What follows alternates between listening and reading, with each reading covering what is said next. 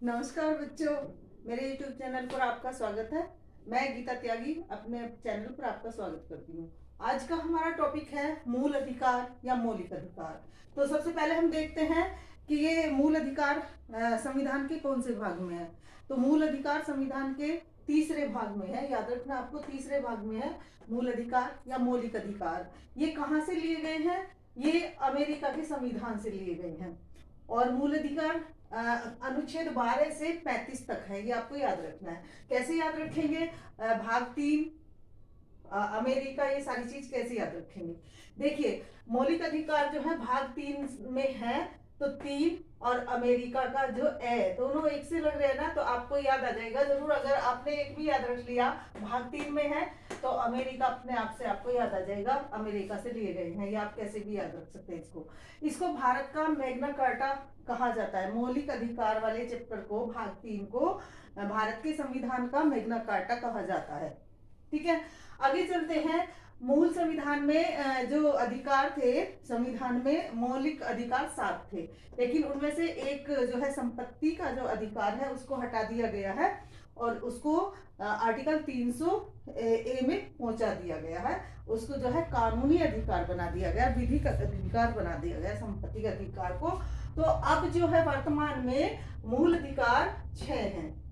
याद रखना है आपको, वर्तमान में मौलिक अधिकार 6 हैं। ठीक है, अब हम इनका याद करते हैं कि कौन सा अधिकार कौन से आर्टिकल के अंदर है, ये सारा याद करते हैं। तो देखते हैं, पहले इसकी एक ट्रिक मैं आपको बता दूं।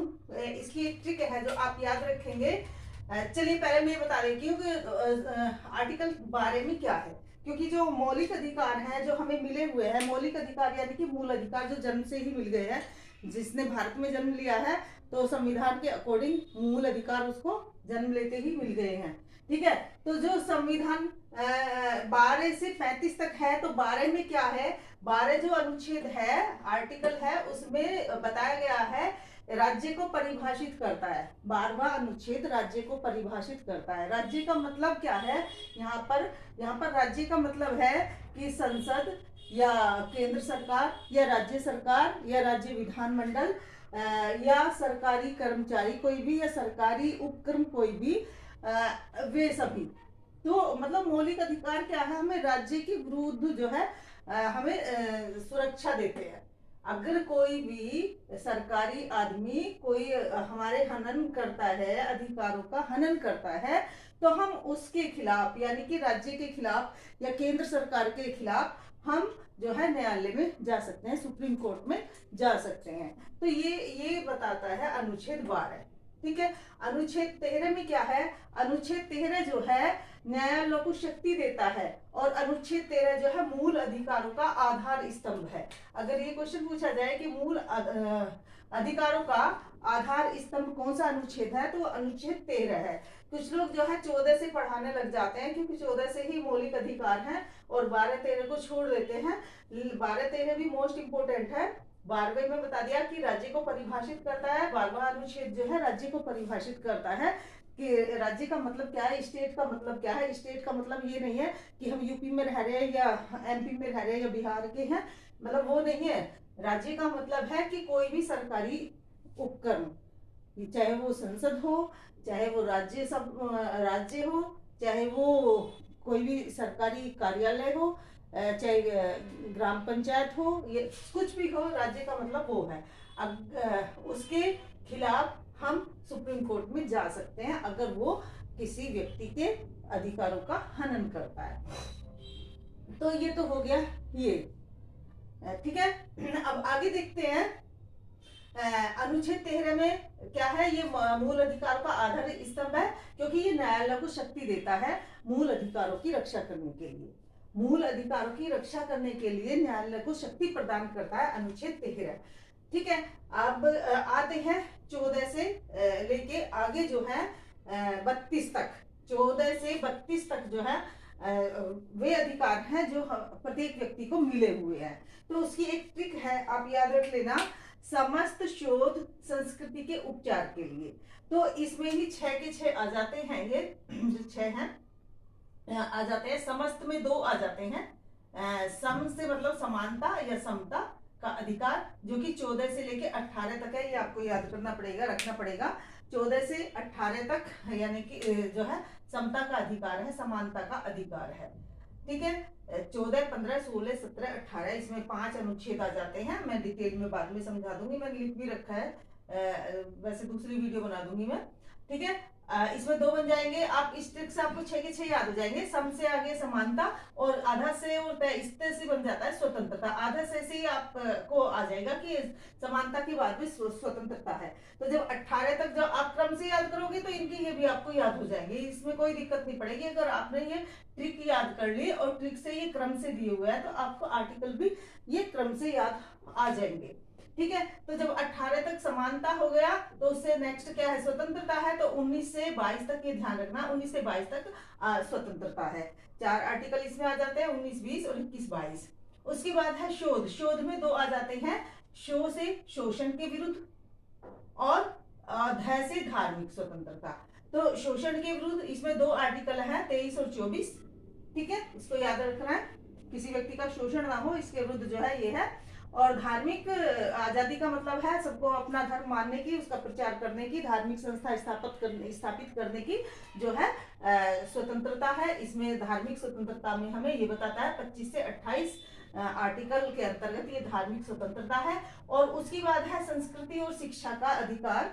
संस्कृति और शिक्षा का अधिकार ये एक विशेष अधिकार है जो कि केवल अल्पसंख्यक के हित की रक्षा करता है। और इसमें आर्टिकल 29 और 30 2 आते हैं संस्कृति के और शिक्षा के में।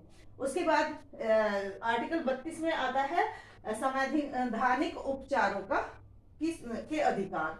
संवैधानिक उपचारों के का अधिकार, और इसको जो है B.R. अम्बेडकर ने जो है मौलिक अधिकार संविधान की आत्मा बताया है। देखिए इस यहाँ भी आप थोड़ा सा सुन लीजिए।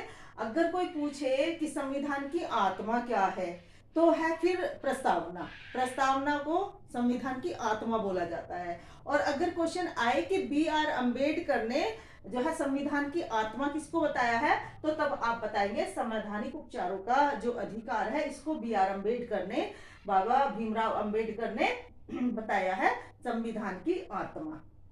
ठीक है, आ गया होगा मेरे ख्याल से आपको ये समझ में। तो आगे चलते हैं। अब ये हमारे 6 के 6 अधिकार हैं जो है।